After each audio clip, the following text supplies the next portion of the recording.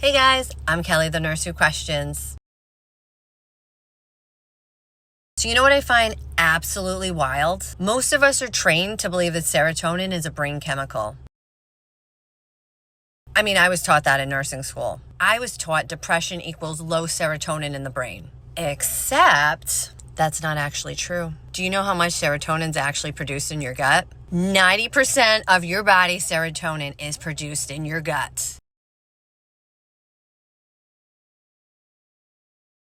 Holy shit. Not the brain. It's synthesized by the cells lining the intestines using tryptophan as a precursor. And it's heavily influenced by gut bacteria, inflammation, and metabolic health. You don't say. No, I'm not going to lie. Your brain does produce some serotonin, for sure.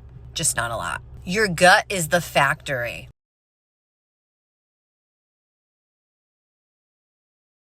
And yet somehow we built an entire mental health model that mostly ignores that. That always blew my mind. Don't you mention that in treatment team, Kelly. You're going to sound crazy. But am I? So let me ask a question. The kind nurses are trained quietly not to ask. When someone presents with anxiety, depression, brain fog, or emotional instability, what's the first line intervention? If you guess an SSRI, ding, ding, ding, ding, you're correct.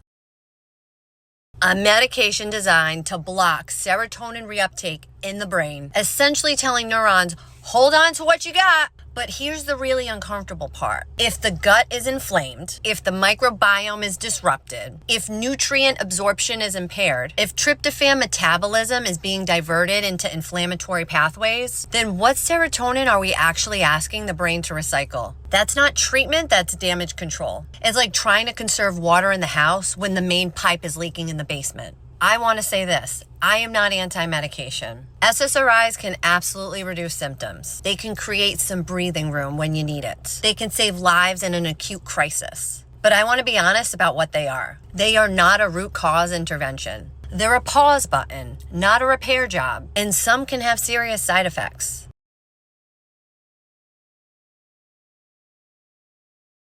And when we pretend otherwise, we set people up for chronic dependence and chronic disappointment. The gut-brain axis isn't metaphorical.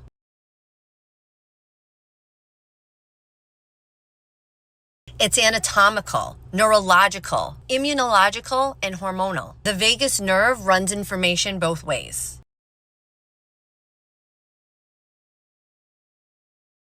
Inflammatory cytokines from the gut cross the blood-brain barrier. Gut bacteria regulate whether tryptophan becomes serotonin or gets shunted into different pathways that worsen anxiety and depression. This ain't fringe science, but if you look at the research, this is established physiology. So when somebody's gut's inflamed, dysbiotic, undernourished, or chemically irritated, their brain doesn't need more commands. It needs better raw materials. Which brings us to the part that makes people even more uncomfortable, especially in healthcare. We feed patients shit food, garbage.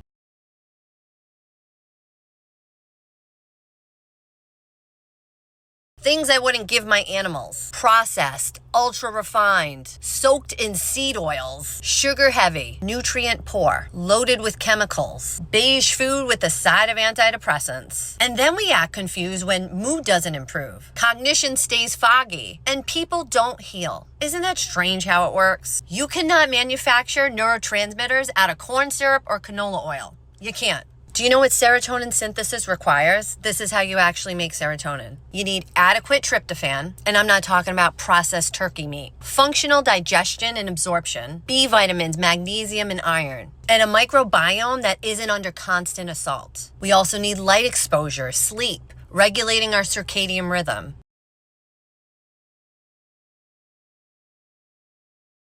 And guess what? None of that comes in a blister pack. So maybe, just maybe, mental health isn't just about correcting thoughts or increasing compliance. Maybe it's about restoring systems. And maybe the question isn't, what's wrong with your brain? But maybe it's this. What environment is your nervous system trying to survive in? Because mental health sure as hell doesn't live in isolation. It lives in the gut. It lives in the immune system, in the food, in the nervous system, in the context. And until we're willing to address that, honestly, systemically, and without defensiveness, we're not treating illness. We're managing symptoms. Common sense. not compliance. No, go fix your gut and notice how much quieter your brain gets.